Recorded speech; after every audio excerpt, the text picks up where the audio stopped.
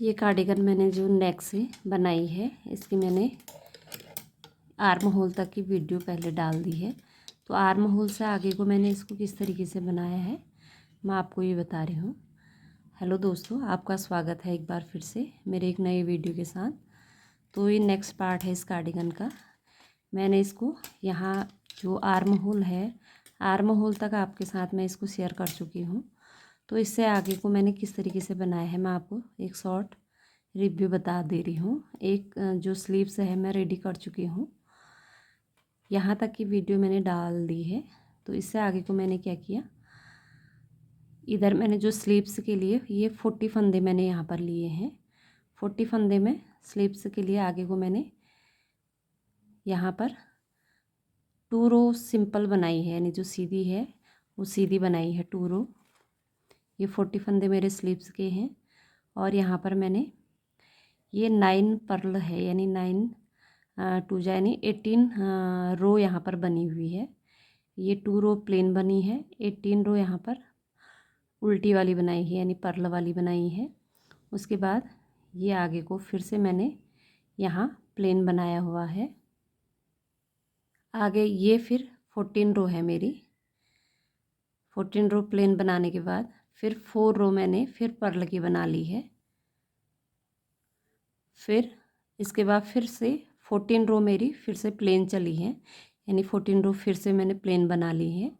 और इसके बाद जो ये स्लीव्स का जो बॉर्डर है ये मैंने रेडी कर लिया है। स्लीव्स का बॉर्डर जो है, इसका जो नेक में बॉर्डर बनाया हुआ है, सेम यही पैटर्न मैंने स्लीव्स के बॉर्डर में भी डाला हुआ है। इसमें मैंने यहाँ पर कोई घटाई नहीं की है। 40 फंदे मेरे स्टार्टिंग से यहाँ तक 40 फंदे ही है। ये 40 फंदे ही यहाँ तक मेरे रहेंगे टोटल। और ये कंप्लीट यहाँ पर तक मैंने इसकी लेंथ कर ली थी और ये बॉर्डर बना लिया था 40 फंदों में ही। और ये 14 फंदों का ही मैंने 14 रो में मैंने ये बॉर्डर कंप्लीट कर लिया है। और ये फंदे यहाँ पे क्लोज़ कर दिए हैं सारे। तो इस तरीके से ये मेरी स्लीव्स रेडी हो गई।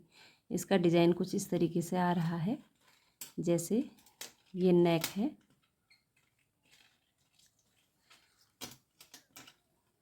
ये वाला पोर्शन ये नेक से इसका कंधा हो गया, शोल्डर हो गया, और यहाँ से इस तरीके से ये पूरी कंप्लीट स्लीव्स हो गई।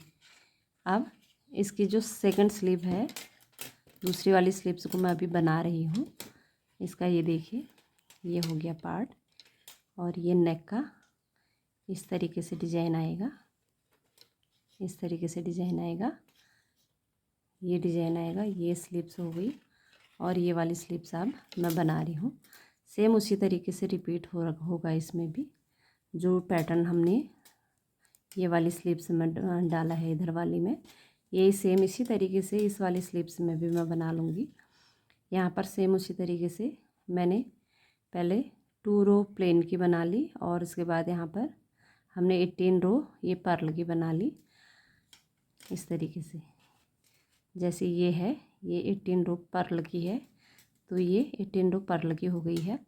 अब इसी तरीके से आगे को ये प्लेन, फिर ये पर्ल, इतना इस तरीके से ये यहाँ फिर 14 रो हमारी ये प्लेन चल के फिर बॉर्डर कंप्लीट हो जाएगी। इसको एक बार मैं कंप्लीट कर लूँगी, फिर आगे को बताऊँगी कि बैक पोर्शन और फ्रंट पोर्शन को मैंने किस तरीके से बनाया है।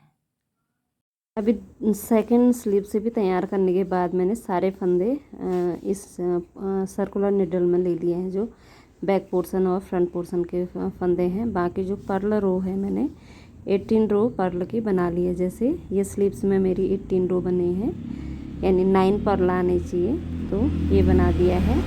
इस तरीके से मैंने इसको एक साथ सिंगल निडल में, यानी कि जो सर्कुलर निडल है उसमें बना लिया है पर्ल रो। इसको अब आगे का पोर्शन भी सेम जो स्लीव्स में जो पैटर्न पड़ा है वही पैटर्न इसमें हम फ्रंट और बैक में भी सेम डिज़ाइन डालेंगे। और ये कॉलर नेक है, इस तरीके से ये फोल्ड होगा और यहाँ पे जब बटन लगेंगे तो ये इस तरीके से सेट हो जाएगा।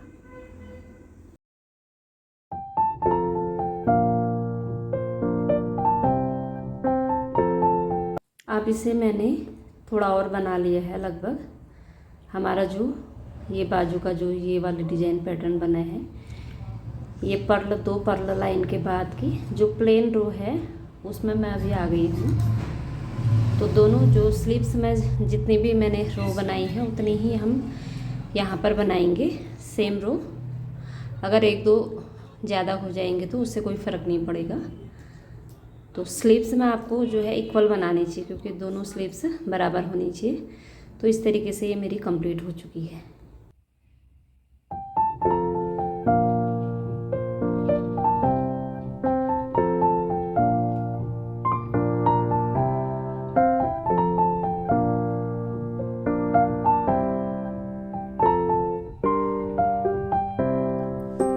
ये बेबी स्वेटर मेरी बन के तैयार हो गई है। आप इसे 3 मंथ से लेके 8 मंथ तक के बेबी को पहना सकते हैं। अगर हेल्दी बच्चा है तो 6 मंथ तक आ जाएगा, और कई बच्चे जो है बहुत ज़्यादा हेल्दी नहीं होते तो वो 8th मंथ तक भी इसको पहन सकते हैं। ये कॉलर नेक से मैंने स्टार्ट किया है, पहले भी मैं आपको बता चुकी हूँ। तो अभी मैं इसको मेज़र करके आपको बता रही हूँ। तो इसकी मेज़रमेंट पहले मैं लेंथ से आपको देती हूँ। ये मेरा नेक है, तो हम यहाँ ये शोल्डर से यहाँ से इसकी लेंथ नाप के बता रहे हैं। ये मेरी है 11 इंच, यानी कि इसकी लेंथ 11 इंच आई है। और इसकी जो चेस्ट है, चेस्ट की विड्थ 7 इंच है, चेस्ट का 7 इंच है। और इसकी लंबाई जो है लेंथ 11 इंच है। और इसकी स्लीव अगर नापें हम यहाँ नेक से, यानी जो नेक का कॉलर है यहाँ से इसकी लेंथ अगर हम नापते हैं, लेंथ 10.2 जो सूत बोलते हैं इसमें, यानी कि 2 नंबर आगे, यानी कि 10.5 ना होके 10.25 बोलेंगे, जिसको 10.25 बोलेंगे, इसकी लेंथ है। और सेम इसकी दूसरी जो हमारी स्लीव है सेम वही लेंथ इसकी आएगी, क्योंकि हमने बराबर जितने रो उसमें बनाए हैं हमने उतने ही इसमें भी बनाए हैं। इस तरीके से यहाँ पर अब बटन हम लगा लेंगे। इसमें बटन होल मैंने लगाए हुए हैं। यहाँ पर सिलाई मैंने जो स्लीव्स है उसमें कर दी है, बाकी जगह इसमें सिलाई की ज़रूरत नहीं होती, क्योंकि ये पूरा सिंगल नीडल में ही बनता है और सिर्फ हमारी स्लीव्स में ही इसकी सिलाई होती है। स्लीव्स की सिलाई मैं पहले ही कर चुकी थी। बैक पोर्शन है, बैक पोर्शन भी कुछ इस तरीके से इसका लुक आता है।